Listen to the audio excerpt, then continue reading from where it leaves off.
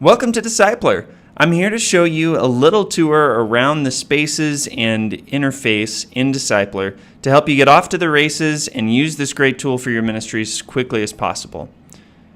You probably are watching this in this prompt, so let's go ahead and close that.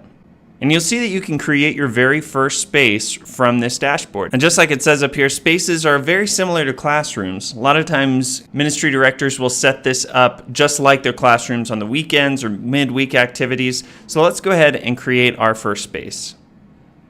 And you can call it whatever your church calls it. I'm just going to call it elementary.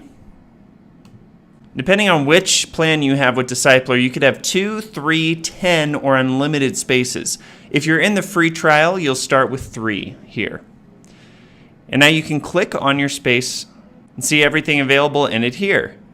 From here, you can add curriculum that you would use in this space. If you click on the Team tab, you'll be able to add people who need access to this material, typically your volunteers or teachers, but it also could be other staff members, parents, or anyone else. And if you click on the Settings tab, you can take notes on this space or even delete the space if you ever need to.